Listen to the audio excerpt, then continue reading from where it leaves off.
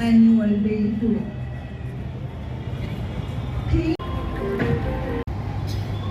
I would like to request gentleman to do honor Sri Kankeshwari Devi.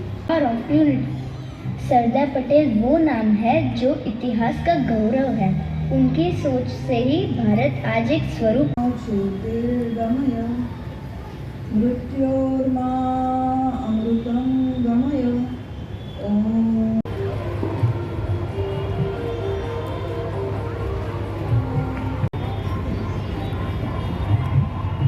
शांति।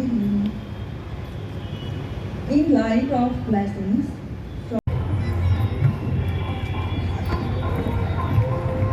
જીવનની અંદર સંસ્કારનું સિંચન થાય અને બાળક 18 વ્યક્તિઓ અને એવા દિવ્ય આત્માઓની ચેતના આધાર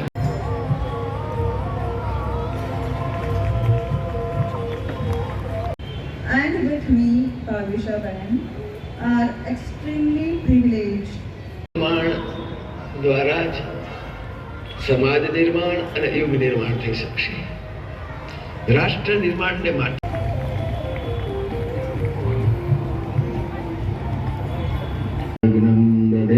સરસ્વતી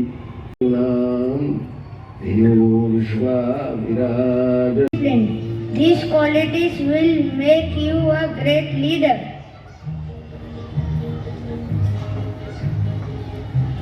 From child વર્ષો સુધી પણ એટલે કહીએ તો 12મા ધોરણ એટલે 18મા વર્ષ સુધી એ શિક્ષણની અંદર સંસ્કાર પ્રાપ્ત કરે એ આપણું લક્ષ્ય છે અને એ લક્ષ્યને સિદ્ધ કરવા દાતારમ સર્વસંપદામ લોકાભિરામમ શ્રીરામમ ભૂયો ભૂયો નમામ્યહમ. ને આપણે એનું સર્જન થયું છે એને સંસ્કાર આપી રહ્યા છે અને એ સંસ્કાર અને તપોવનના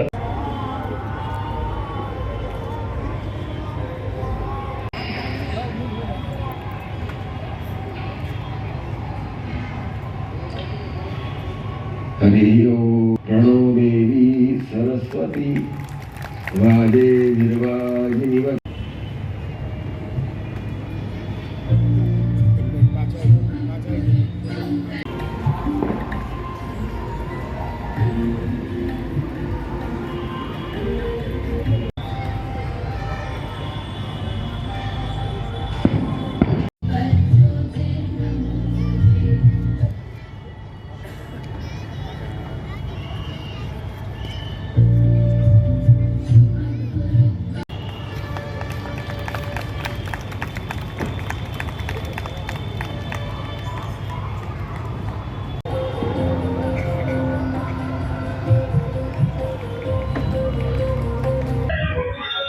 આજે ગર્ભ સંસ્કાર કેન્દ્રનો પ્રોગ્રામ છે, શું છે માહિતી? ગર્ભ સંસ્કાર કેન્દ્રના છોકરાઓ જ્યારે મોટા થાય ત્યારે એમનું શૈક્ષણિક કાર્ય એમના જ સંસ્કાર જે એમને ગર્ભમાં આપવામાં આવ્યા એની કન્ટિન્યુટી રહે એની માટે આ શાળાની સ્થાપના કરવામાં આવી. આ શાળાની અંદર આ 5મો વાર્ષિકોત્સવ હતો અને આ વાર્ષિકોત્સવની અંદર આ વખતની થીમ હતી 150 વર્ષ જે સરદાર પટેલના જન્મ જયંતિના થયા. એ 50મી જન્મ જયંતિ નિમિત્તે સરદાર પટેલના જ ઘણા બધા કિસ્સાઓ જે આપણે નડિયાદમાં જ રહીએ છીએ તો પણ ના ખબર હોય તો આજના છોકરાઓ થકી જ સૌને ખબર પડે એવા ઇંગ્લિશમાં આ બધા પરફોર્મન્સીસ આ છોકરાઓ નાના છોકરાઓ લગભગ 250 છોકરાઓ છે અને બધા જ છોકરાઓ કંઈક ના કંઈક પરફોર્મન્સમાં પાર્ટ લેવાના અને અહીંયા એ લોકોનો ઉત્સાહ વધે એ લોકોની દરેક કળાની અંદર પણ એ લોકો સર્વાંગી વિકાસ થઈ શકે એ હેતુથી આ વાર્ષિકોત્સવ આજે સંપન્ન કરી રહ્યા છે. 20 શતાબ્દી મહોત્સવના અંતર્ગત ગુરુકુળનું નિર્માણ થવા જઈ રહ્યું છે.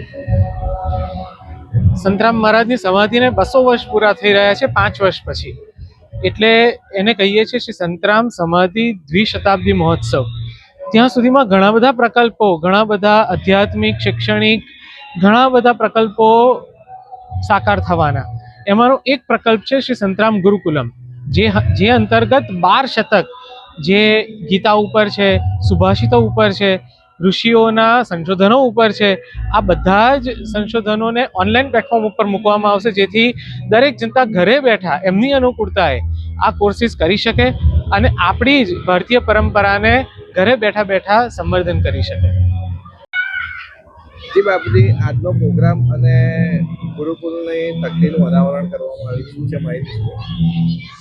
મહારાજસિંહનો એક પ્રકલ્પ શ્રી સંતરામ તપોવન ગર્ભ સંસ્કાર કેન્દ્ર, એમાં જે બાળકો અને માતાના દ્વારા જે શિક્ષણ ગર્ભની અંદર આપવામાં આવે છે એ શિક્ષણની કન્ટિન્યુટી માટે રામદાસજી મહારાજે સંતરામ તપોવન વિદ્યાપીઠની સ્થાપના કરી. આજે એનો વાર્ષિકોત્સવ છે અને એ વાર્ષિકોત્સવના સંદર્ભમાં બાળકને જેમ ગર્ભમાં સંસ્કાર આપવામાં આવે છે એ કન્ટિન્યુટી શિક્ષણ સાથે જળવાઈ રહે અને સંસ્કારિત બાળક એક સુરવીર જેમ છત્રપતિ શિવાજી છે, પ્રહલાદ છે, ધ્રુવ છે, એ આપણા શાસ્ત્રોની અંદર આપણે જે જોઈએ છીએ એવા સંસ્કારથી આપણું બાળક વિકસિત થાય એ ઉદ્દેશથી મહારાજસિંહનો આખું આ એક પ્રકલ્પ રહ્યો છે. અને એ વિચારધારા પ્રમાણે અમે સૌ પ્રણવભાઈ તેમજ હું પોતે અને શિક્ષકગણ આ જ વિચારધારાને લઈને બાળકો સુધીને સંસ્કાર પહોંચાડવાનો અમે પ્રયત્ન કરી રહ્યા છીએ. આવનારા દિવસોની અંદર એ જ બાળકો જ્યારે મોટા થાય અને મોટા થઈને જ્યારે સેવાકીય અને અમે સમાજની અનેક એવી પ્રવૃત્તિઓમાં લાગે એવા કાર્યની સાથે જોડાઈને બાળકો આવા જ પ્રકારના સંસ્કારો લઈને એ મોટો એક વડીલ, એક નાગરિક થઈને આગળ વધે, સાચો નાગરિક.